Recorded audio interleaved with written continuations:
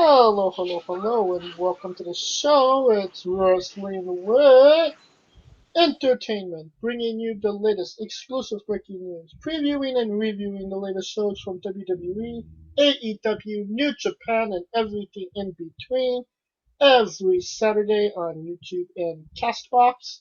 I am your host, James J. with Kaliko Yas. Man, it's just, you know, I can't. I just can't. I mean, it's bittersweet, but it's two totally different worlds. But what up, y'all? Just what up, y'all? Just go. Mitch Mayhem, who is not with us tonight, and Scooter Dust. I'm feeling kind of twitchy over here. Should maybe want to get that looked at, don't you think? I don't know. Depends on whether or not Vince will take a cut. Well, I mean, if he's paid for half of it, yeah. It's a great day for wrestling, everybody. No, it's not. Yeah, well, No, it ain't. No, it ain't. Yeah, full No, it disclosure, ain't. it's not. No, it ain't. Don't listen to him. because WWE Hall of Famer Donald Trump got corona. That's why it's not a great day for wrestling. Oh no, Twitter was lighting his ass up. It's a wrap. You know what's funny? Everybody kept showing the Simpsons episode where Donald Trump dies, and they're like, "Yo, this." Someone said, and they accurately said, "If Trump dies from this, I'm just gonna start worshiping the Simpsons." And I'm like, "You got a point. Everything they done put on just came to fruition." So. Yvonne et Niage. I mean, them writers need to get investigated because I swear they own a DeLorean. They have to own a DeLorean. Great Scott. Another thing came up this week. The Rock announced that the XFL will start up again in 2022. Oh So, God. Beating Smart a dead move. horse. He like shit. Might as well wait till we can get motherfuckers in the stands. Scooter, are you excited? This is beyond beating a dead horse. It is bringing the horse to Dr. Frankenstein's lab, resurrecting it, and then killing it again, and then just beating it. Now, one time I heard somebody says it's like beating a horse, grinding the bones down, and then burying it. Honestly, the XFL this season, before COVID and all that other bullshit, it was actually a lot better than what it was the first time. I must admit, as a guy that watches it and occasionally was betting on it, they actually did pretty good this time. Billy Corgan also announced that NWA Power might be coming back sooner rather than later. It's been almost a year since NWA Power debuted on YouTube, and they was probably the strongest coming out of the Wednesday Night Wars. The real winners of the Wednesday Night Wars were on Tuesdays at 6:05. Um, and then obviously COVID happened, and they kind of got the short end of the stick. If they do come back sooner, do you think that they would be able to recover some of their momentum, Scooter? No. Uh, uh, unless you have a truly huge following, uh, trends in social media, specific programs take a very long time to return to what they were doing at their peak after if they go away for a while. using T-Series as an example, and they didn't put out live content, just the same 80 guys dancing barefoot in the street. But nobody's heard of anything from T-Series, but probably since the whole PewDiePie T-Series thing, and then nobody's heard from them since. But if they were to come back now, it would take a very long time to just get to where they were prior to that. So that's the caveat of being an online only broadcast or streaming show, so to speak. What say you, Kaliko? I mean, this is where I disagree. It's a long shot, but it's a shot.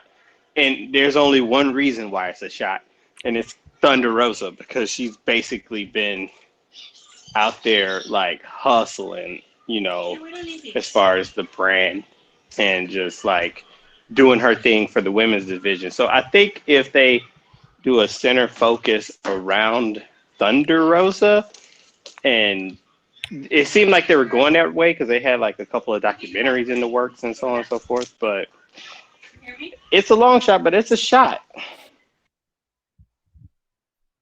Coming out also this week, WrestleMania 37 is supposedly still taking place in California, in Los Angeles. But then Tampa Bay was like, no, we should get it. And Los Angeles like, no, we have a contract with WWE that it's going to take place here. Interesting situation here. Scooter, what came first, the chicken or the egg? Well, it depends on whether or not there's an act of God clause in said contract that could render it null and void, basically. You mean act of Vince McMahon? No, because if Vince McMahon is God, then I don't know. I don't want. I mean, he had a match with God. That's a whole different thing. He wanted to.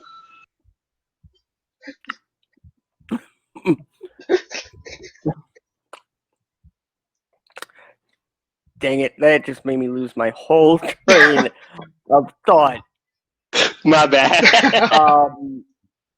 Do you want me to go to Kaliko? An act of God clause. Basically, in the event of a natural disaster or viral outbreak, which I'm sure Vince will have a.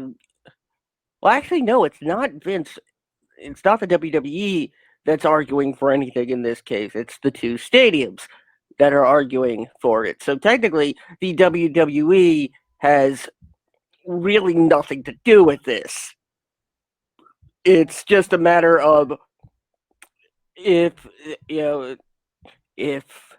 COVID is still a thing that will, if stadiums are still empty by that time,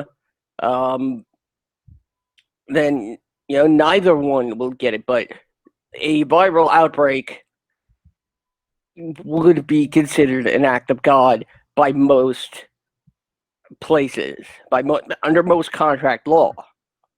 So,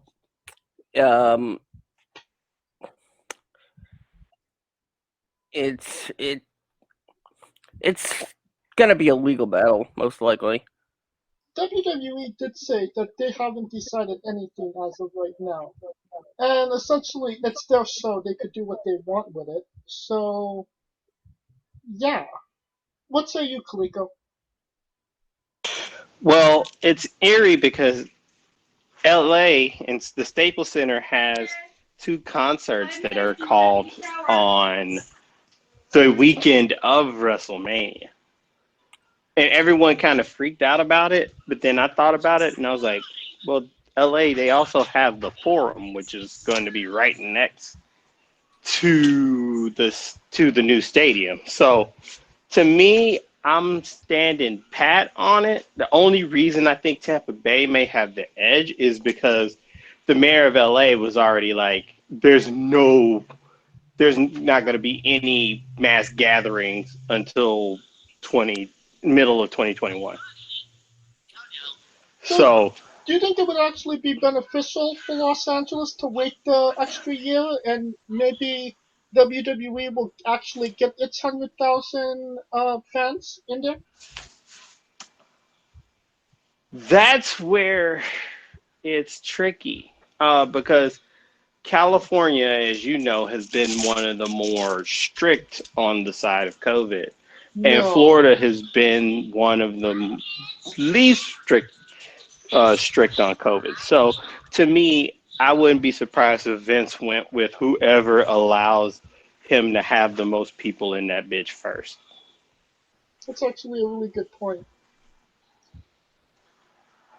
We will conclude our news coverage for right now.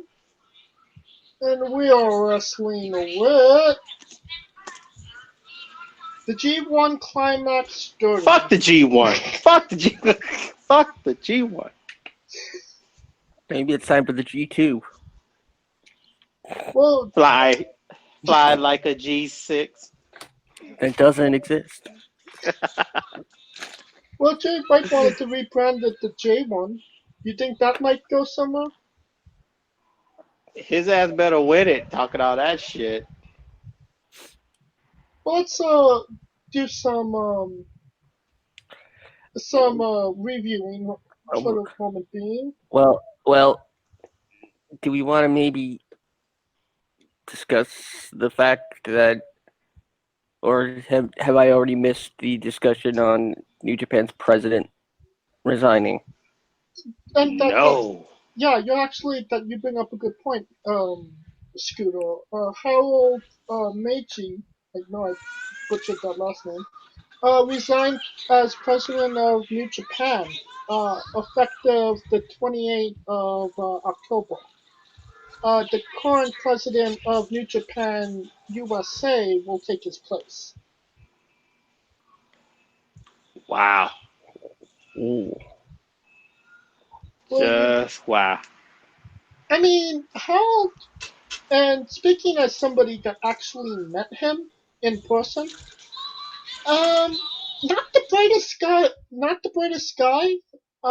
Maybe in the business world he's a little bit smarter, but I didn't necessarily feel like, oh yeah, I'm fairly confident that this guy is going to take New Japan to the next level.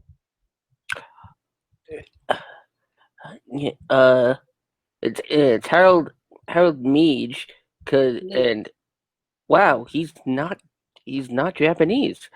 He's Dutch. Wow. Meanwhile, but the president of New Japan America, Takami Obari, is Japanese.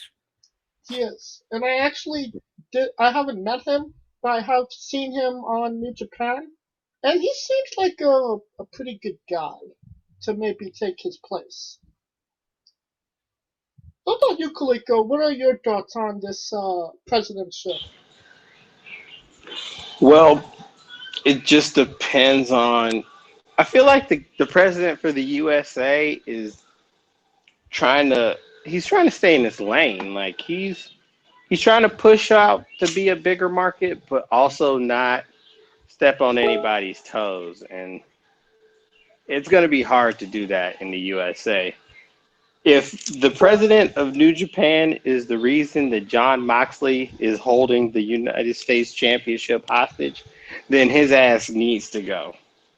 Because that in itself is just like, bro, you got a title division that's literally on back end because you gave it to the American, and the American signed with a rival company, and the company ain't gonna let him fight in the USA. Which I feel like that dude, who is the U.S. president, got fucked over when he tried to do his G1 in Dallas. Well, Tony Khan has said that the outgoing of Harold Meij will most likely have a negative effect on any future relations between AEW and New Japan. But I feel like that it was negative anyway ever since Kenny and the Bucks kind of talk shit on the way out. But they burnt the bridge on the way out. But they're also, a lot of fans are actually quite happy with this news because they believe Meij did a poor job of really expanding New Japan when he had the opportunity, setting up New Japan's American operations base, but then still failing to secure a long-term American television contract.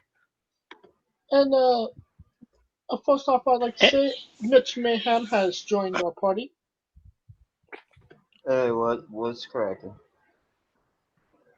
We're talking about the president of New Japan resigning. Sonata getting fucked. That's what's happening. Okay. All right. I don't know.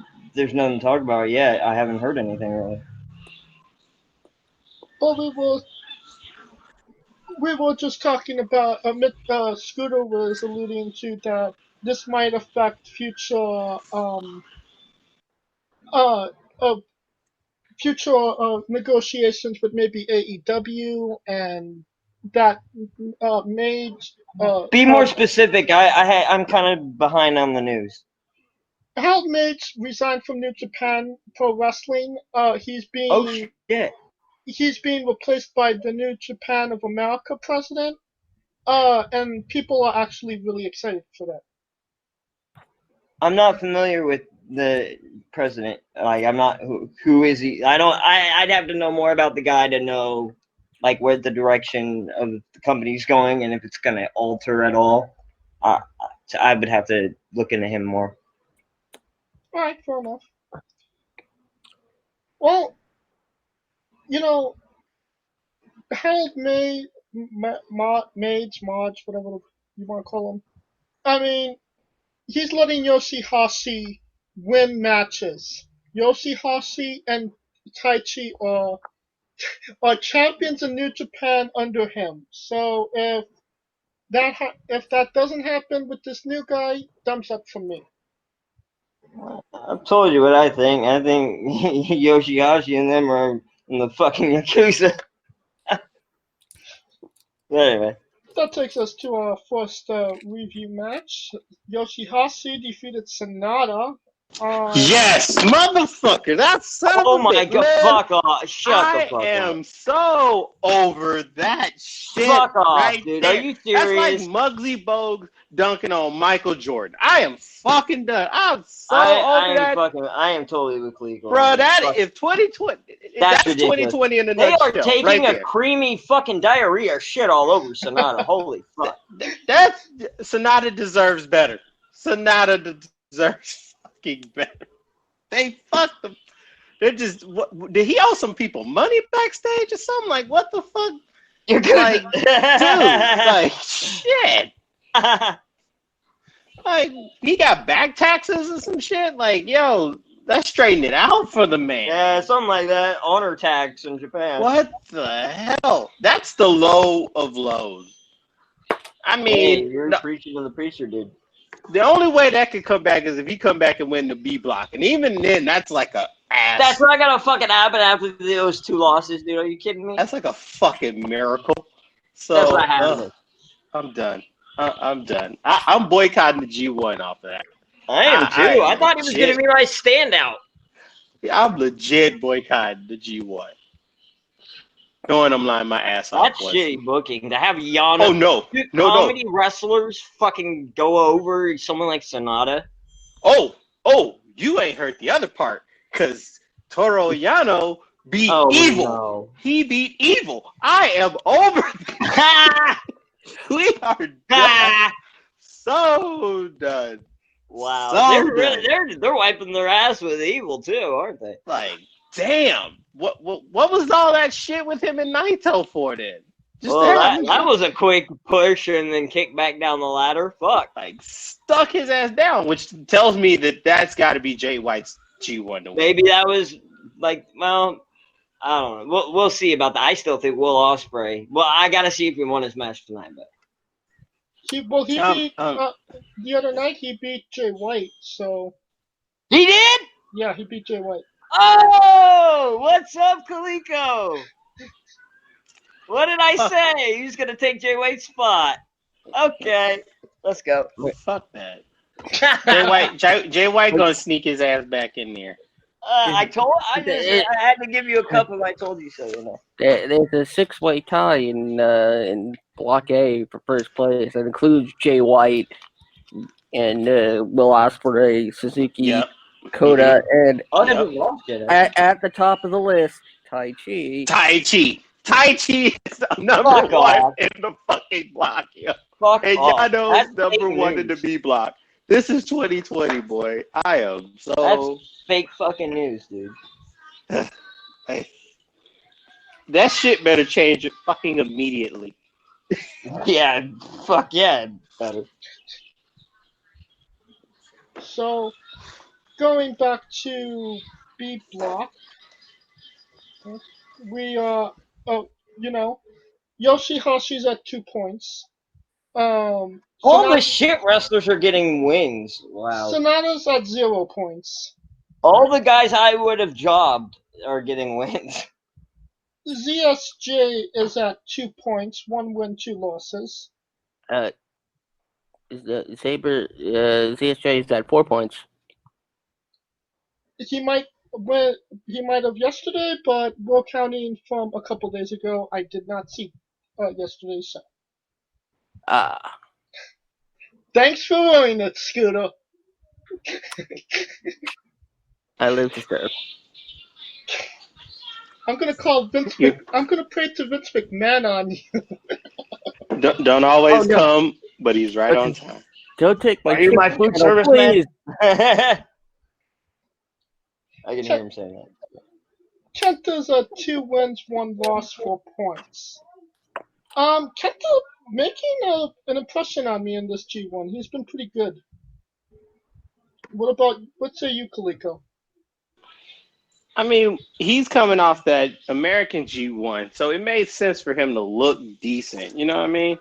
To show that, okay, his body's used to it. Because I feel like last year he had the whole they still don't like his ass. But it was like he was the whole outsider. And especially coming from going from Noah to WWE go to the New Japan, I could see them seeing Kenta as a Noah guy.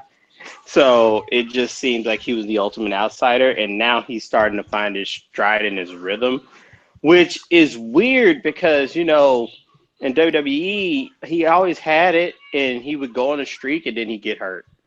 He'd go on a little run and then he'd get hurt. So it's good to see that he's able to do it and not, and his body's actually healed. Because that's what I feel like the detriment for him was in WWE.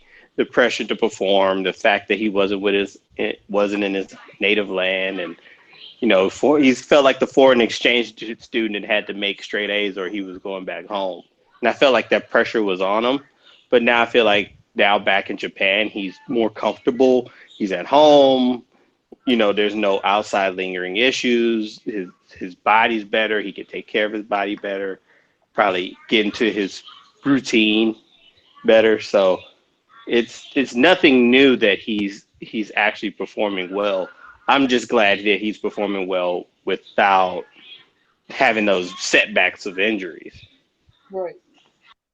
Somebody with a load of injuries. Hiroshi Tanahashi is at 1 win, 2 losses, 2 points. And Tanahashi lost to Yano. Or let's say fell victim. He fell victim to the king of pro wrestling. Is it safe to Tor- is it Toru safe to Yano. call Yano Yanos at this point? Tanyano? Juice Robinson. Tanyano. He might. Shit. Juice Robinson's 2 wins, 1 loss, 4 points. Scooter, this is Juice Robinson's essentially his comeback in 2020. What do you think that he might do in this G1?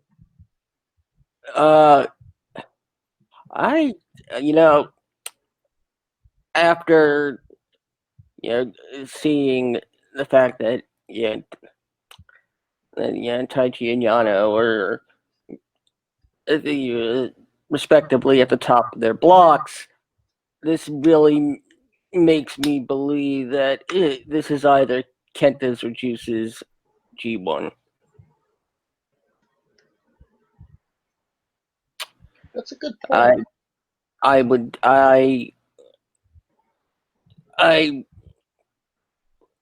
would even probably go as far as say there might be a one match tiebreaker between Kenta and Juice when this is all over. That's interesting. And that brings us to the block leader, Toru Yano. 3 wins, 0 losses, 6 points. Mitch Mayhem, you counted him out. No, if I was booking, he's a comedy wrestler from the picture I've seen. I haven't seen much of his wrestling. I don't think I need to. But he is over like a rover, though. I ain't gonna lie. That nigga he entertains the hell out of him, man. What's his shtick? Bro, his stick is just basically like he's like that dude that hits people, but he can't hit them hard. So he's trying to do everything that he can to kind of get the win. He's yanking chairs. He's whooping. Orange Cassidy? Oh, no. He's better than Orange Jesus, Cassidy. no. Okay. Jesus, no. More like he that. actually, Yano actually wrestles. But yeah, Yano is more like getting wins, trying to get distractions and do all this other shit. And his wins always come by Schoolboy, low blow Schoolboy, and motherfuckers fall for it. Oh wow, fucking time. That's crazy. Apparently, they don't have athletic cups in Japan. Or, hey, that might be a thing Yano does. He steals people's cups, so they are not protected. Ew. I have a joke. I'm gonna resist. Please and he's tell always, I don't know. Now you gotta and he's always selling DVDs. My man stay coming out with he's like the Japanese version of the DVD dude that be selling DVDs on the corner. Really, though? I got Kill Bill 1, 2, and 3 all on one disc. That guy.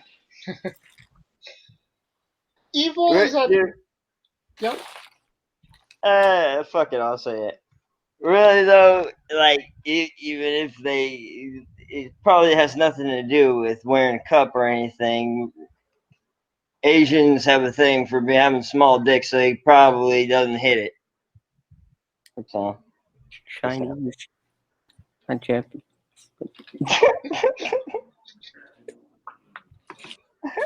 I will say this. This is Yano's. I'm gonna just say, 2020 is like the best year of his life right now. Like this is like his career year. So he beats Okada. He's the king of pro wrestling. He's 3-0 in the G1. He's halfway to being like in the final. It's like Elvis before dying on the shitter. Life's good for that man. Life's good. He's number 1 in the world, and number 2 is a tie between everybody else on the planet. Somebody that is not doing well in this G1, or maybe people would have expected it anyway. Evil is at 1 win, 2 losses, 2 points. Now That's weird. I think it's because it's coming back to earth, and I got that pun there. But but I think it's just like he had his best 3 months or month and a half, really, and that was when he won the chip, and that's about it. I mean, Well, without giving anything else away based on current standings, you don't count Evil out yet. oh yeah, I wouldn't count him out because they Too soon wouldn't to have call. did what they did if they didn't see any potential in him. But it's just disappointing that you would think, because y'all know, like it's like the NCAA football schedule. I can you usually look at people and you be like, oh, Toriano, that's a win. Tai Chi, that's a win. Yoshi, that's a win. Usually these dudes are like the bye weeks, and they're getting the fucking upsets right now. So that's like losing the bye week. Apparently, in like Revenge of 2020, the Nerds, logic doesn't Japanese fucking division. matter, though. You know. I told you it's Revenge of the Nerds, New Japan edition. Like, what the fuck? What the fuck, bro? Is Evil Ogre? Hiroki Goto. He might be. Everything is evil. That's his shit. So yeah, it might be Ogre. And starring Chad Gable as Stan Gable? He would have to actually leave WWE. Chad Gable's internet Chad. Hiroki Goto is at 1 win, 2 losses, 2 points. Hiroki Goto. Next. Tetsuya Naito, 3 wins, 0 losses, 6 points. Expected. Yes. How many losses? Wait, Zero. loss. 0. Good. Naito, my Expected. first to win. Except he just got a fire in his ass from getting his ass got. I don't want to hear about anal sex, man. No Vaseline. Evil gave him no Vaseline, and he's like, I will not get burned again. Too far.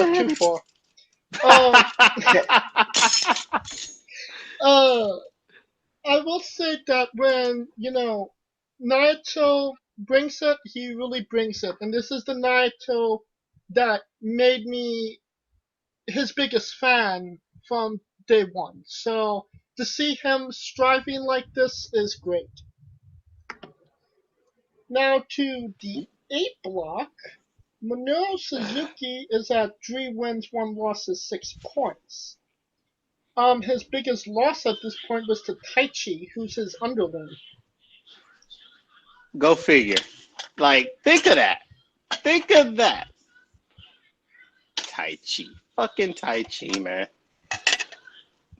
I'm done. So I'm waiting on Taichi to go. I'm the captain. The Green Hornets Asian compadre. Yes. Oh my God. Kato. All hope is lost in this G1. I can't even tell you. I thought last year I was fucking wrong. Gimmick infringement on Okada. I thought I was off last year. That was Okada's old gimmick in TNA. Yeah, the Green Hornet or something. Yeah. Next up, Yujiro Takahashi. He's at 0 wins, 4 losses, 4 points. 0 points. Next. Kota Ibushi, 3 wins, 1 loss, 6 points. Defending champ. Next. Jeff Cobb, 1 wins, 3 losses, 2 points. Who cares? Next. About expected. Next. Okay, we need to talk about this guy. Kazuchika Okada, 2 wins, 2 losses, 4 points. I mean, you would expect better from Okada, but, it seems like he's not the same Okada he was. He's not even the Lost My Mania, painted my hair red Okada at this point. But with five superstars ahead of him, all tied for first place, is actually comes up with a very interesting situation that could allow for Okada to sneak by. That's true because all the other dudes, with the exception of maybe all the other undefeated people, because that's how they usually do it. And he's got a point. Scoot's got a point where they all end up having to face each other. And since Okada kind of already went through, and he's half and half, he could kind of sneak his way in. But it is disappointing considering at this point last year he eliminated half the field by his damn self. So that's coming from that standard. Yeah, it's fucking disappointing. Next, Taichi. 3 wins, 1 loss, 6 points. And this is where we end 2020. Just put me in a DeLorean and take me to 2022. It's not even the end yet, dude. Tai Chi is in first place. If he just holds on and just draws, it gets maybe a couple wins or two. He might fucking win. He might win. This dude just might win. He just might win the A block. Yeah, And I'm a riot. That would be fucking hell freezing over. I will burn all my New Japan shit. Maybe it's new management. It will trigger the apocalypse. It wasn't in 2012, it was in 2020. I'd say. I still think something happened in 2012, but that's neither here nor there. Nothing that we realize or know. Mitch Mayhem's boy Will Ospreay is at 3 wins, 1 loss, 6 points. Definitely maybe the surprise of the tournament. What, say again? I didn't hear you. Definitely the surprise of the tournament. I wouldn't say he's a surprise in the sense that he was the light heavyweight and he was fighting basically up his weight class. He's always been mid-carder, dude. I told you this was going to be his breakout, though. I get what you're coming from. But the way that they were showing him is like him fighting all these bigger dudes is taking a toll on his body. So now this year he's a little bit better about it. So Kaliko, you said something true a few weeks ago that I picked up on. Like, Gaijin always does, like, come out big. Like, at least one. And like I said, I think he was going to be the one. Yeah, they usually have one. Right. That looks good. You're right about that, yeah. And finally, Jay White is 3 wins, 1 losses, 6 points. I mean, he's still in the running, and he could sneak his ass out. And especially, like we say, it's either him or Ospreay coming out that block. I feel it. And I feel like because Ospreay got the tiebreaker, Jay White. Dude, Ospreay, you already beat White. Yeah, but it only takes Ospreay taking one L. I think Ospreay's got White in this. All he's got to do is tie, and he wins because he beat him. True, but if we look at he doesn't need to even be ahead of him. But I'm looking at the schedule ahead, and it's figuring out who's got the easiest schedule coming. I'm just saying that's a big advantage mathematically. It is, but it also counts to me from what I've seen. That scheduling counts, boy. Oh, absolutely. Because if Ospreay, because if I remember right, who did Ospreay beat? I can't remember, but does he have a thicker second half than he did the first half? I'm betting so. I would not be surprised. I mean, he has Okada on the last day. He beat Jay White in his most recent match. But we thought Yano and Taichi and Yoshi were going to be the pushovers of this, and they've been getting wins. So right. So to me, if Ospreay still has Okada, Suzuki, Taichi, if he has those three, They better give Taichi and Yoshi and fucking and he has Yujiro, and I feel like he's gonna get one. It just depends on Osprey and Taichi at night 13. Yep. Dude, if Osprey doesn't win that, I'll fucking riot. Osprey Bro. Okada night 17. I will Yep. fucking go and Osprey ape Okada. shit, bro. Yeah, see, he's got a sled in the head. He's got some Osprey's the sled. fucking. I think he's champion, man. And that's the only thing that I think is going to be his detriment. It's not him. It's just the way that the second half of his shit's going to be scheduled. I think they're pushing. I think. Okay, here's what I think. This is what's like pushed a lot of like why I'm getting behind. Why I'm I'm having a fucking blank, but why I'm getting behind him. I'll come back to it because I just forgot. Osprey Yeah. and Coda is next up for A Block on night 9. But also Jay White has Jeff Cobb, and assuming that's an easy victory, I mean, Jay it White kind of will is. lose that. But also Taichi and Ishii, that that's also probably in a Taichi win. So we're probably going to be stuck with the same top 3 in A Block after the next night. Okay, real quick. Will Ospreay, the reason why I think he's getting pushed is because the AEW situation. I think they were in private negotiations to try to get him to flip, and I think NJPW is like, we got to give him more, man. So I think that has something to do with it. Well, I don't see Osprey being Coda at this point because Coda kind of owes him a receipt. I don't think Coleco saw Ospreay beating Jay White, so I don't think a lot of people saw it, and to be honest. I mean, Osprey being Jay White is not out of the realm. yeah, but you thought Jay White was going to beat a lot of people. Taichi being undefeated is definitely out of the Exactly. fucking realm. I'm with you, dude. That's out of the realm.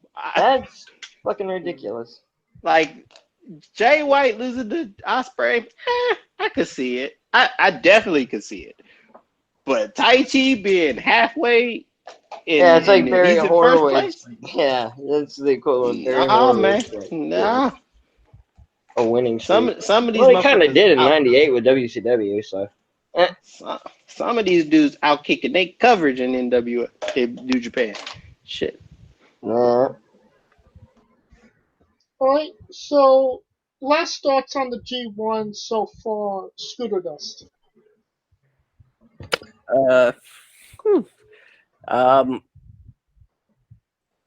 Like they are really.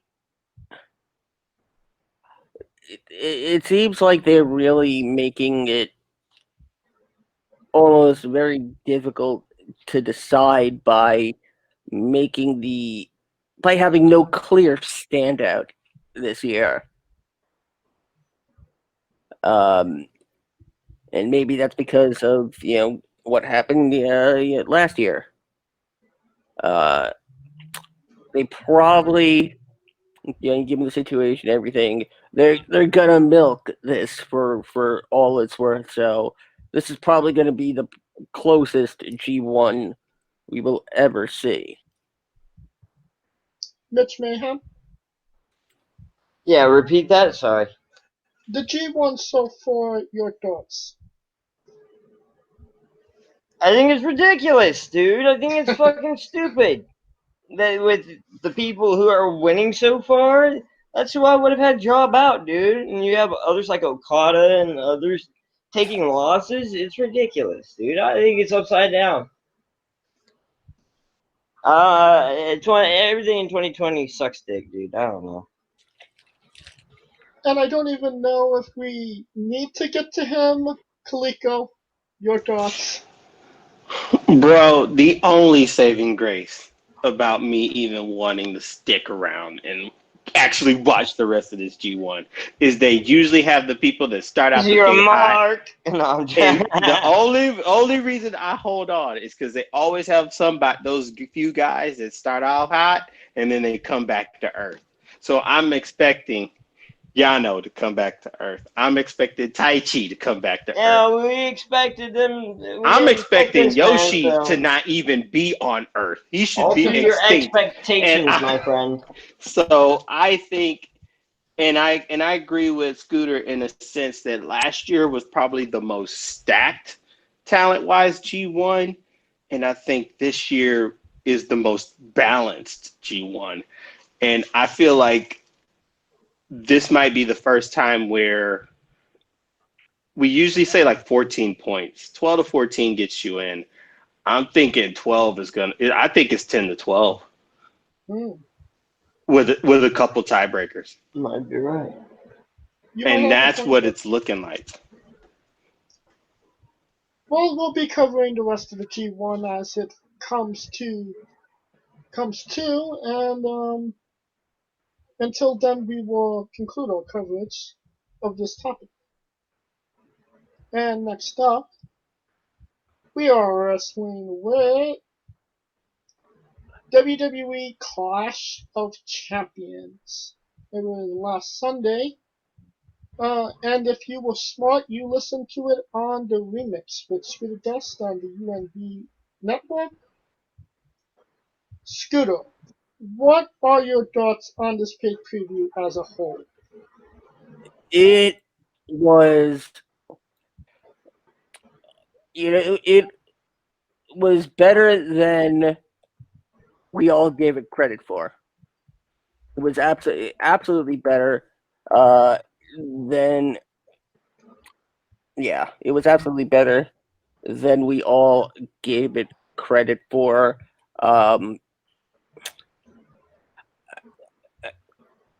Aside from, a couple of stale moments right in the middle, a solid beginning and a solid ending for everybody that thought Roman Reigns and Jey Uso was not going to be a pay-per-view worthy main event. They were all proven wrong, because that was actually quite disturbing on a psychological level to watch. I think Kaliko called it. I think I remember him saying he's going to get brutal. Am I right? Yep, Yeah. Kaliko did. In fact, Kaliko did call it that way. Drew McIntyre and Randy Orton. It was fun. It was the comeuppance that Randy Orton should have got, but since we're going to get McIntyre Orton yet again. 3? Yep. But it's like Rockies. We didn't want another. What the fuck? But I do love the fact that we were arguing about, how the hell is Ric Flair going to climb an ambulance? And I said, no, Ric Flair can, but Shawn Michaels can. And then they had a ladder for him. A second later, boom, Michaels on top of the They had a ladder for him. Yeah, he was driving. But it was not the exactly best pay-per-view, but for a non Big Four pay-per-view, this was entertaining. This is what the WWE seems to be lacking in TV, but somehow that's what you have to. It's what it should be. Pay-per-view. Yeah. So. They can lack in TV as long as they have stellar pay-per-views, dude. It's called pay-per-view because it's supposed to be a special event. What about you, fucking feel special, damn it. What did you think about the pay preview as a whole? Me, Yeah, it was better than I thought it was. I mean, I kind of figured, and I must admit, when the Roman ending happened, I felt that in my gut. That felt so Roman's relatable. badass as fuck now, I dude. felt all I of like that in my Roman. gut. I I felt the like Roman whole now, dude. story I in my used to gut. hate him. They need Like, this is real quick. Had Cena done this, I think a lot more people would have liked him. Had he turned in 2010, 2012 but I, to do the new NWO thing. but the only reason it works with Roman because that's kinfolk, bro. Yeah, And it worked, and dude. that That's the badass just shit I wanted to see from my the my, get go. my Not stomach the serve the was man, like, thank you, yo, sir. May I have another type? like my stomach was hurting when I literally because I could see myself and my family in that, especially when Right, it's something where right, you're dealing with like right. someone's being the oldest and having the responsibilities You're and all like, this other stuff. someone It trying to buck the literally, big dog, and someone trying to take over for the family, and you have to put him in his place. Yeah, yeah, and that was the ultimate put him in his place. yeah, it sure was. Uh, yeah, the match, all the pay per view as a whole, I'd say solid B plus. A couple of dulls there in the middle. The ladder match stood out. WWE must have heard me because they put Asuka on the goddamn main card. So Yeah, well, that's because like 2 matches were canceled. Yeah. true, That's true, why. But yeah, true. But I'll take credit for it. yeah, Thank you, you Ricky. can. Fuck it. But yeah, it was solid. It was solid all around. We'll get to it match by match, I'm sure. Let's get into it. Triple threat ladder match. Sami Zayn defeated Jeff Hardy and AJ Styles to win the Intercontinental Dude, Championship. I fucking okay. I gotta give another one to Kaliko on this one. I think he called this too, dude. He's on fire. Shit. I mean, this was one of the more interesting ladder matches because Zayn handcuffed Jeff Hardy's ear to a ladder. Shit, I should ask Kaliko who wins the fucking presidential election. He seems to know everything on that. Fuck. I mean, not that that's a question, but Hey, he has those WWE Super Tarot cards. yeah. Okay. I mean, the cards did lie Fuck on one. witchcraft, no, I'm joking. Yeah, The cards did lie on one. I'm not joking. Yeah. Next, But yeah. to me, this ladder match was different. I like that it was because it's funny. All the ladder matches you usually think it has the same technique or something like that, but the fact that Sami Zayn was handcuffing mofos, he handcuffs Jeff Hardy's ear to the ladder. He handcuffs himself That to was AJ. beautiful, and then he used it at the ladder with it still attached to his ear. I was like, Right. oh shit. And then he climbs the ladder with AJ, pops the handcuff off, pops the key out, takes the key out while they busy, gets the belt. That was genius. I'm not even gonna lie. That was just I genius. admit that was awesome. That was a yeah, genius that move. was like a special pay-per-view moment. And to me, like I said, the underdog, it just felt like because he was underlooked. No one would have thought him winning. I don't think he was personally, but not underlooked in the sense of as a wrestler, but underlooked. I know, but we still disagree because, like I said, they brought him back in. And he didn't miss a beat. Like they give him everything right when he came back, and I don't think he's an underdog at all. Well, he was the underdog in that match. In my opinion. And not at the end, he wasn't. I know. It just screamed Alberto Del Rio. So. That was like the Alberto Del Rio moment. Yeah, let's not talk about that. Crazy. It's my destiny. That's just aging bad talking about him. Next up, you heard what happened with him, right? Yes. Raw Women's Championship. Kaliko. Yeah. Raw Women's Championship. Yeah, I heard. Match. Yeah, that's crazy. Asuka defeated Zelina Vega to retain the title. Scooter, what was your thoughts on Zelina Vega in this match? She shouldn't be. It was Zelina Vega's for someone who hasn't had a lot of matches. This was Zelina Vega's best showing. You know, Zelina Vega will probably make a reputation as the woman who the heel that you can put anyone over on, and she won't lose any of her heel heat because of how fiery her character is, and hopefully that means she can get better in the ring as her career goes on. But yeah, even though only 7 minutes, you can do a lot in 7 minutes, and Zelina Vega, I think, showed the world that. What say you, Mitch? Usually I think Selena Vega is like on the level of Lana in terms of wrestling. They're like a notch above Eva Marie and people that are like dog shit. They're not dog shit, but like they could get better. But she showed me some of this match. I kind of have to agree. She pulled out a good performance. So. All right. Yeah, I mean, they might actually have a new female heel to maybe take up a mantle down the line. United States Championship match, Bobby Lashley defeated Apollo Crews to retain. It doesn't seem like they're quite done with each other if you watched Monday.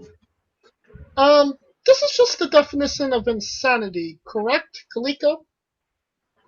Randy Orton and Drew McIntyre. That's what MVP said on Monday. It's all repeat You keep shit. running your head into this wall over and over and over and over, and they just gonna beat your ass over and over and over and over. So I mean, Lashley is the guy the muscle guy, and they're keeping him strong with it. I mean, nothing wrong with him having a couple of challengers. I just think he needs some new challengers, maybe like him and Ricochet, maybe, or him and Mustafa. Mix it up a little bit. I think we could all agree on that, correct, guys? I know. I'm kind of looking forward to that Lashley versus T-Ball match. T-Bar's Twitter off the chain, though. Yes, but he's been saying some really funny things, hasn't he? Next up, Raw Tag Team Championships. The Street Profits defeated Angel Garza and Andrade. You talk about insanity. El Loco. That's another one. It's had more episodes than Star Wars at this point. More cycles than Selena Vega. Ew. And the Raw Tag Division needs some sprucing. Hopefully, the draft next week will hopefully do something. Your words to Vince McMahon's ears.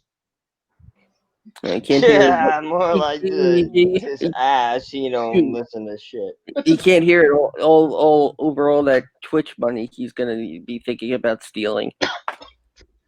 He can try, but all they gotta do is use the real names, and they can't touch him because they're not independent employee contractors. Not anymore. How? WWE announced that all. Yeah, they announced it, but they can't do that. That they're forcing the superstars. They will go to fucking court. Watch. They will get people to quit over this. I promise you. Well, they don't. This is just get fired. This might be more money than the contract alone in WWE, like on Twitch, than what they can make. We've been talking about it, and it's crazy. They don't need WWE, really. We were just talking about that, yeah. Next up. And I think the problem is WWE is figuring that out, and they're trying to stomp it out before it becomes like second nature to consumers. But the thing is, Vince, they're demanding control. WWE will take all the profits and give the superstar that started no the health TKO, care, they cut no up their security. budget. Exactly. You have to make them employees if you want to say they can't have other ways to profit. They're independent Exactly. contractors. They should I be told able you to do other things. Yep. it's called the woo. This is the woo woo woo rule. I'm just saying, I know how it is, but I don't agree with it. And I think I'm arguing as to what I think it should be, and I hope it changes soon. I think we all are in agreement on that part. Yep. I just wish that there was something pressure-wise you can kind of I get it know. going. They don't listen anyways. Next up, SmackDown Women's Championship match. Bayley went to a no contest, got disqualified actually against Asuka. This was just to fill up time because Bayley didn't have a competitor, correct? Right, and that was Did just Sasha get involved? that's the part where Yes. it got dull, and Asuka How pulling did I double guess? duty. And we were talking about repeats. Here's another one. Yeah, but I think that was just basically to get Sasha to come in and do. I the mean, damn I thing understand, she but did. they've been cooking this like hinting at them splitting for like almost like a year and a half. Oh, they already Like, split. They split. I know, but I mean, the work up to the split was like a year and a half long. Yeah, it was on again, off again. It was ridiculous, and I thought they just gave up on it, and then they followed through out of nowhere. Next But So it's up, to set up never, I guess. Sasha. I think it's going to set up Sasha Bailey Hell in a Cell. Well, I hope that's got to. Yeah, of course. They're going to face each other. That's why the turn happened. So there's epic matches between these two. ambulance match, WWE Championship match as well. Drew McIntyre defeated Randy Orton to retain. Honestly, I didn't necessarily like this match because it was just kind of everybody get their revenge on Randy Orton type deal, and and wasn't really a championship match in my opinion. Like if the championship wasn't on the line, yeah, it would have been fine. But if it was, but since it was a championship match, it it kind of deflated my enthusiasm for it. What say you, Scooter? Yeah, like I said, if this was the final nail in the coffin to this feud, then this would have been fine. Instead, we're getting McIntyre and Orton again. I mean, I can't see where else this could go with so many other matches that deserve to be inside Hell in a Cell. And the rule, the unspoken rule in wrestling is in a feud you don't follow up a gimmick match with another gimmick match in consecutive pay-per-views. That Because hasn't been a rule for a really long time, hasn't it? I mean, following up an ambulance match with with a Hell in a Cell, it negates the and I use, for lack of a better term, the mysticism surrounding the ambulance match and what it's supposed to entail. It's supposed to be the end. It's supposed to be you've hurt your opponent so much they gotta go to the hospital. That's what it's supposed to be from a storytelling standpoint. And it just the match itself, fun, great, but negated by what happened on Raw the following night. Right. What about you, Mitch? What did you think of the match? Sorry, which match are we talking about? Sorry, Randy I'm having a Orton, Drew double McIntyre. task. Huh? Drew McIntyre, Randy Orton. I didn't get to see. You were talking about the pay-per-view. Okay, I saw that. It was a classic. He'll come up. It's like he was getting what was due to him and Drew McIntyre. Like, I thought before the match maybe Randy would win because of all the talk about Edge and him, maybe going for a title feud around next WrestleMania or something like that. It's been in the air everywhere, but yeah, Drew looked strong, and it was kind of corny with the cameos. And I will say this, it makes Drew look kind of fucking weak with all the help he got. Kind of fucking makes him look weak. Just saying. And Kaliko, finish us off here. It kind of did it kind of felt like Dragon Ball Z where Drew He McIntyre got all the fucking help, dude. had the spirit bomb and just everyone just comes It's after usually his the ass. opposite where the face has to come all on. They literally yo, the powers of all the legends come in and just come and whoop his ass. And it was just I get it. But to me, yeah, if that was it would have made sense. I just hate it. Don't get me wrong. I love the fact that continuing after that. The next night, sense. when Randy jumped in that room with the night vision goggles, boy, that was some Splinter If they Cell continue shit. it after that, though, then what's the point? Because that should have been the finish.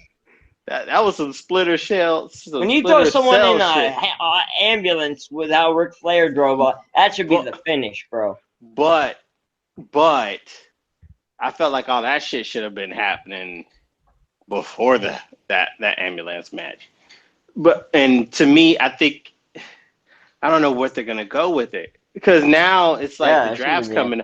The only way that I can assume is that McIntyre's they're swapping champs. That's the only way I can see.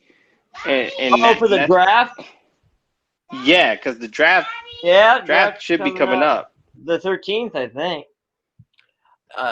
Or something like that. It's to commemorate the 1-year anniversary of SmackDown being on Fox. The draft starts next Friday. Corporate shareholders, yay! Yeah. No, I don't expect them to swap champions though.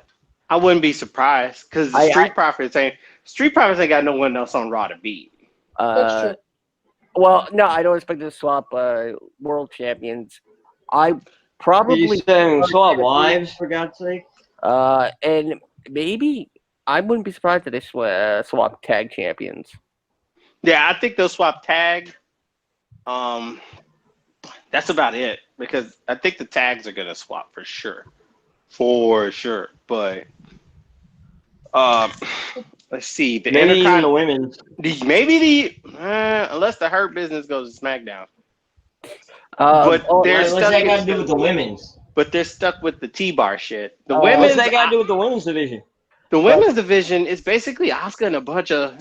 I'm just saying, maybe they want to freshen it up. That's what I'm saying. Next week on SmackDown, it's gonna be Bayley and Sasha Banks for the SmackDown Women's Championship. So there's a possibility the women's champions could be swapped. Or whoever wins, the other gets drafted to Raw. But given all the talk of Bayley and Sasha settling it once and for all, right? In Hell in a Cell, then one gets drafted. Yeah, I would not be surprised if one gets drafted and they still do it anyway. What do you mean do it anyway? If one goes to Raw, one stays on SmackDown, and they still do Bayley and Sasha Hell in a Cell. Oh, at Hell in a Cell. And then that's it. That's the finale. That would make sense, yeah. And let's get to one final, winner takes all. That's it, kind of thing. Yeah, whoever loses the match, I at this point I wouldn't even expect it to be for the title. After next week. I would. You gotta have stakes on the line, bro. I mean, the friendship alone is bigger than the championship at this point. The story. You have to agree on that, right, Mitch? Yeah. The championship is bigger than any story. I mean, except for Steve Austin and things like that are so big it takes over the world. I mean, following WrestleMania 33, Bray Wyatt was drafted to Raw, but Randy Orton was a champion, and they still ended up main eventing in that the House of Horrors match that was non-title to close out the feud. So It's true. Usually the paid preview is the cement on the draft. They're allowed to do what they want to do until the paid preview, go back Paid and forward. preview. And This is then the way you say it correctly. then afterwards they go on to the brand permanently. Universal Championship match. Roman Reigns with Paul Heyman defeated Jey Uso to retain the title. We've talked a little bit about this already, but I do want to say, do you guys think that we would have ever seen Roman Reigns and Jey Uso main event a paid preview if it wasn't a pandemic with no crowd? Mitch? Uh, How about them go first? I'll go after. Kaliko? Probably not. But necessity is the mother of invention. And I must admit, this invented the most compelling match of the year. This might be borderline match of the year. That's honestly, I'm not trying to that. That's not saying much, to be honest with you. It doesn't have a lot of competition, is my point.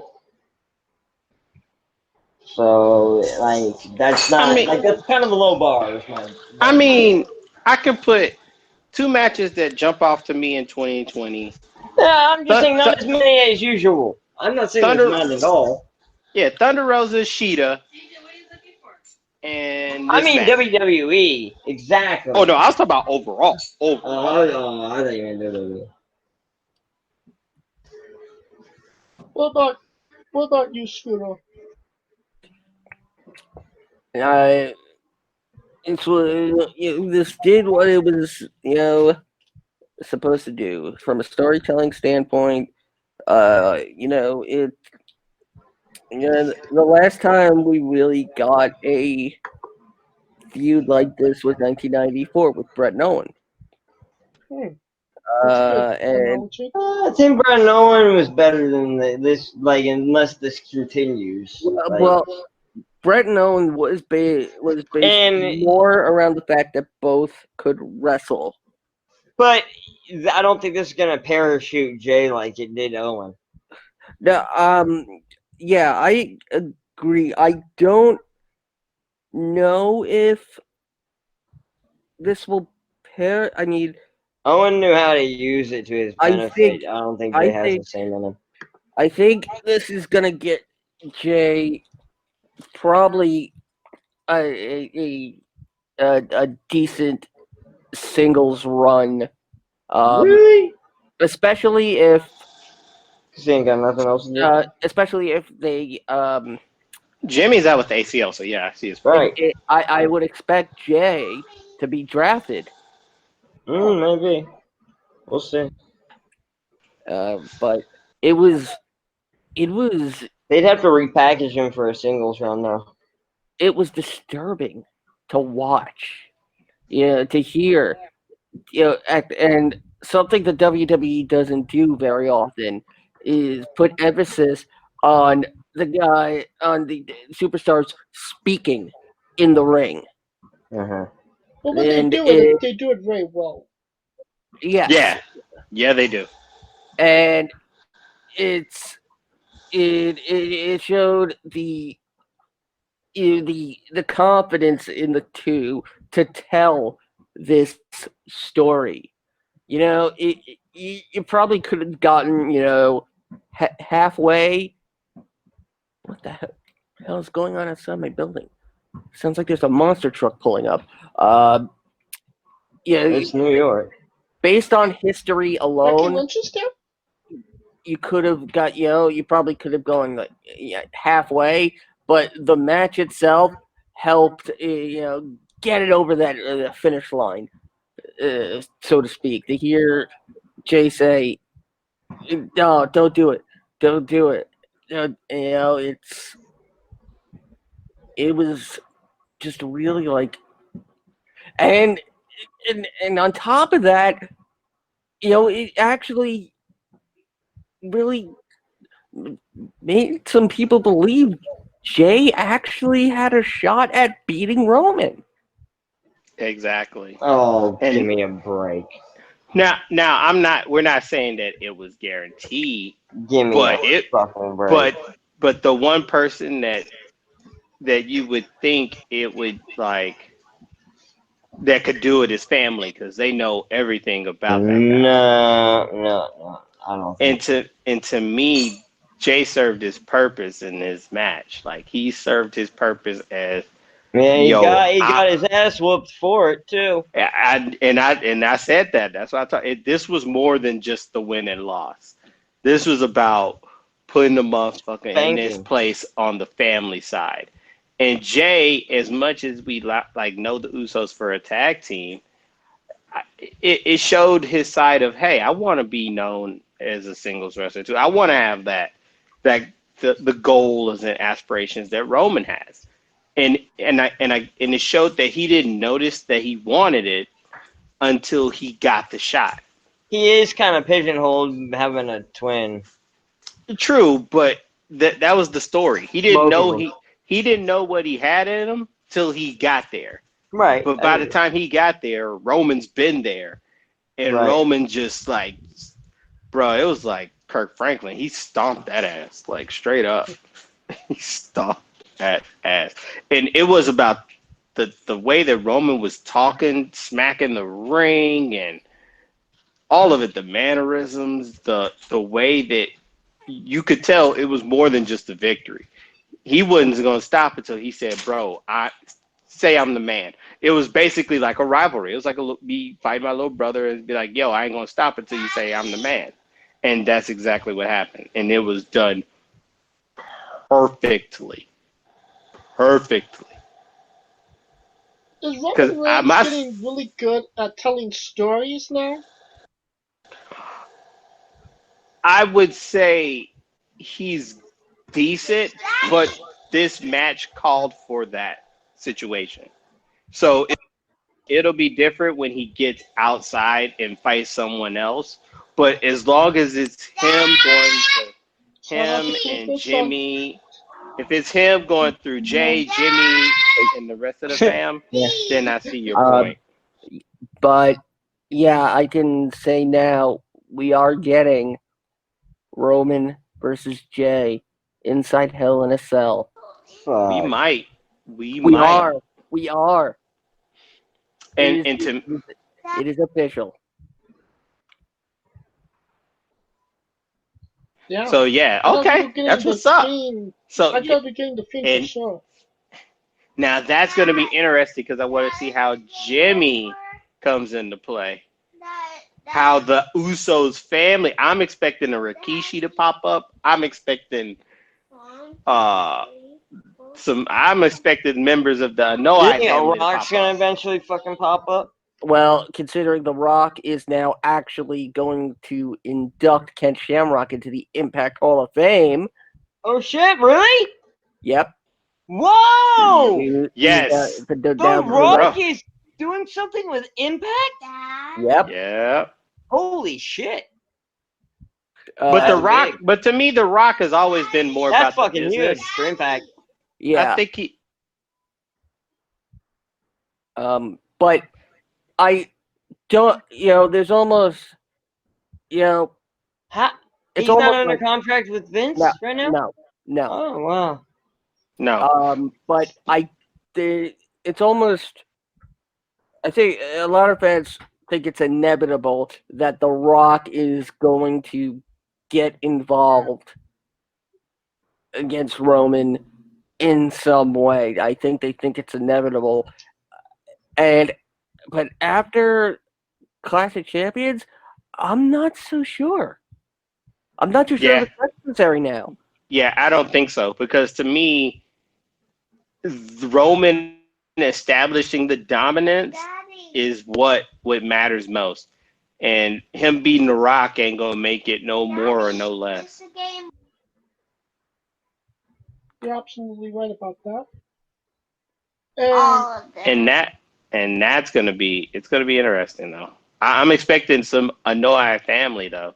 But yeah, back to The Rock inducted Ken Shamrock. Yeah, he's always been about the wrestling business more so than any brand.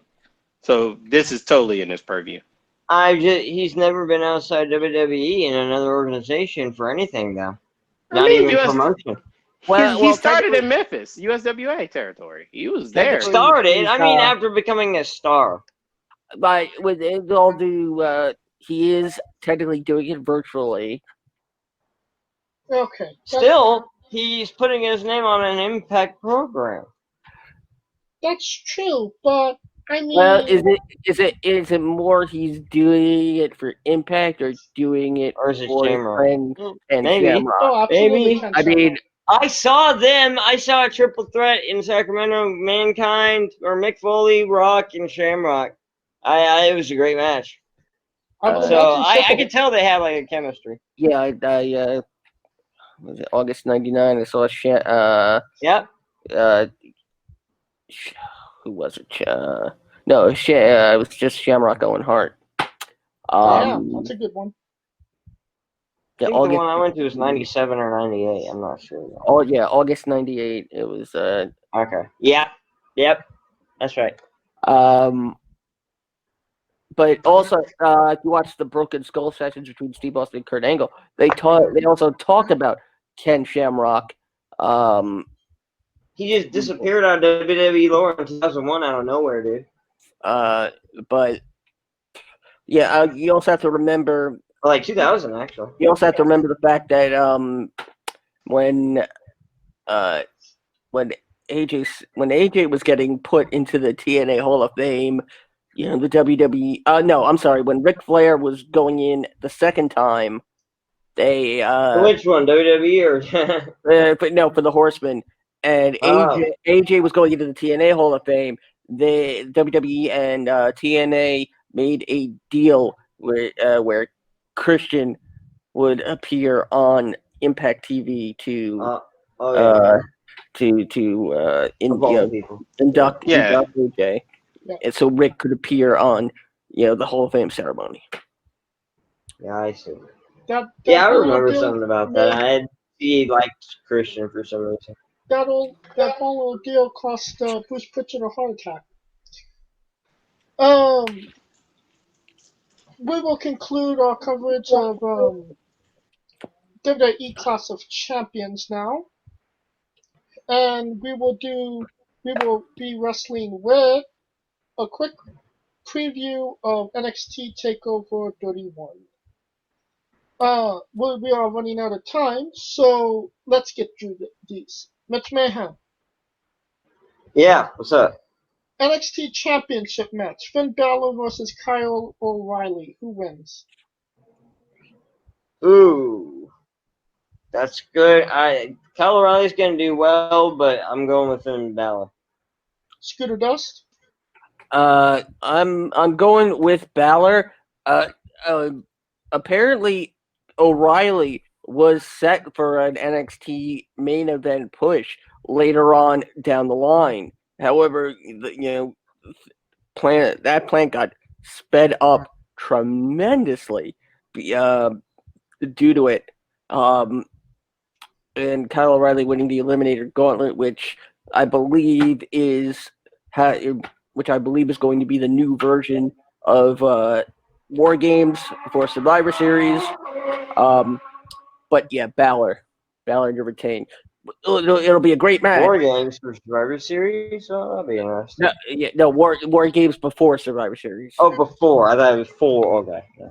I was going to say, I thought they were going to have like a War Game format for Survivor Series. That'd be kind of cool. And Kaliko? My mind is telling me Balor, but I might be O'Reilly, man. UE's got to break up somehow. Oh, really? No, O'Reilly. O'Reilly. Auto parts. I might go with O'Reilly to start with the breakup of the of UE. And it kind of tells because the way Adam Cole kind of talked down to Austin, and that doesn't go without saying. That's So true. to me, I think O'Reilly might come out. I don't think he's gonna have a long reign, but I think just to get the ball rolling. The true winner is going to be the owl in the "Oh Really" meme. Exactly. NXT Women's Championship. Io Shirai versus Candice LeRae. Mitch, who wins? Going with EO. EO. Scooter. E-I-E-I-I-O. What's poppin' tonight? Whew. If they're here right, Nelly, they're here Wait now. Well, you know me. I'm a sucker for cornrows and manicure And manicure toes. bendy capri pants and parasucos. You know, I kind of really do want to say Candice, but it's gonna be EO. But I really think there would be a great dynamic if Candice and Gargano were both champions at the same time. He could put up his picture next to Doc Hendricks, right? Kaliko. I disagree. I think this will be the night Candice and Gargano gets the belts. Candice on the board for 100, Alex. Mitch. Mitch already said EO. No, I'm saying Mitch again. Can you hear me? What? That's why I said What? Mitch. NXT North American Championship match. Damian Priest versus Johnny Gargano. Who wins? Gargano. Scooter? Priest. He just got the belt. And he's Triple H's new favorite pet. I think Gargano will win. And Kaliko just said Johnny Gargano. And, you know, I kind of agree. I think it's going to be a shitty way that he wins. But I mean, I don't think... normally I would agree with you story-wise, Kaliko. That would be great. But it is Johnny Gargano, and it is on an NXT takeover. Right. So, there you go. Oh, no, wait a minute. He's won titles at takeovers. Come on now. That's what he means. That's the point he's making, I think. He did beat... He loses at NXT takeover. He has more... No, dude, he's won so many. Whoa. Yes, he's lost some, but... He has, but he's won some too. He's won many. Championships, he's won. He's won 4 out of 15. But those 4, Ricochet was a newly minted champion. They stand out. Keep in mind. Yeah, I agree. You know what? All right, I won't argue it. Santos Escobar versus Isaiah Swerve Scott. Mitch, who wins? Escobar, I don't think I've heard about him. Yeah, El Hijo de Fantasma, unmasked. Oh! El Hijo de Fantasma. Oh! Versus who? And then Isaiah Swerve Scott for the NXT. Oh, Swerve. Championship. I don't know how they're pushing Phantasma right now. With the he's got a faction. Is he getting wins? It's almost like a bootleg LIJ in Mexican style. Legacio del Fantasma. He's the NXT Cruiserweight Champion. Oh, he's the Cruiserweight Champion. Is this a Cruiserweight Championship match? Yes. Swerve. So, Swerve or Santos? Because you said Santos first. No, I was inquiring about him because I didn't know much about it. So I'm gonna go with Swerve. All right, Scooter. Santos El Halper. Oh,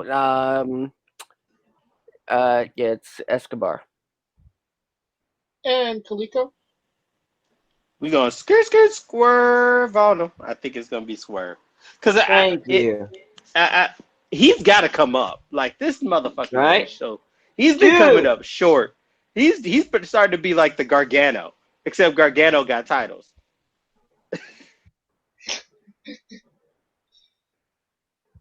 Yeah, isn't that Strickland from the Indies? Yes. Yeah. Okay, I'm Yeah, not Shane sure Strickland. Yeah, he's yeah, yeah. overdue to be. Yeah. Former MLW heavyweight I know champion. who he is. Exactly. He's due. He's due. Mitch, lastly, Yeah. Kushida versus Velveteen Dream. I heard Velveteen Dream, but I didn't hear the first one. Sorry. Kushida. Kishida. Yeah, Kushida. I'm thinking. I haven't been watching has Velveteen Dream been getting wins? How's he been doing lately? He hasn't He had hasn't had any matches. Just attack. He's just been Kushida. attacked Kushida once. Kushida. Alright. And Scooter. Kushida to win the G1. I mean, no. What spells? What do you spell when you put G and 1 together? Gone.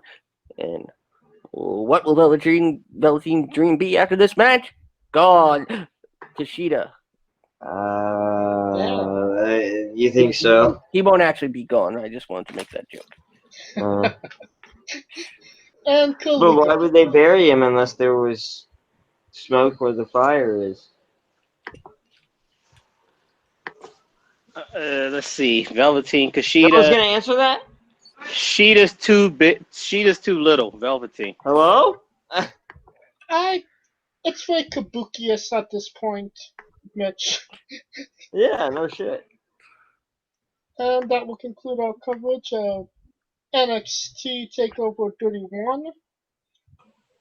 And Scooter, how should people watch NXT Takeover 31?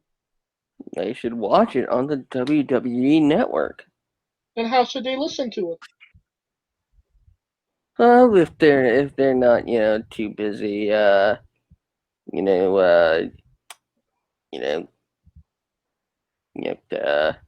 jerking off their dogs, listen to the remix.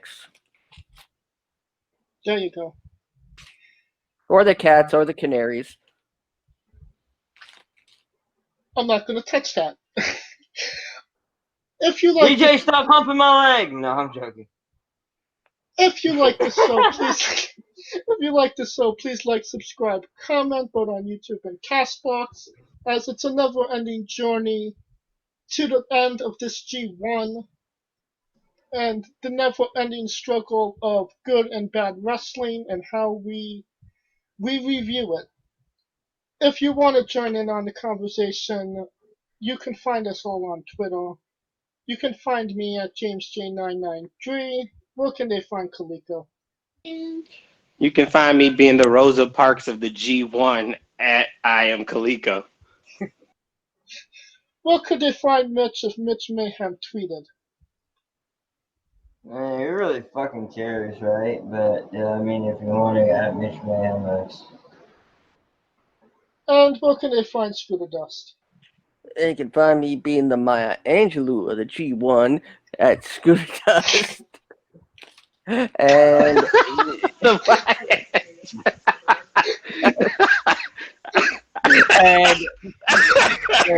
I was still on rise, Maya Angelou.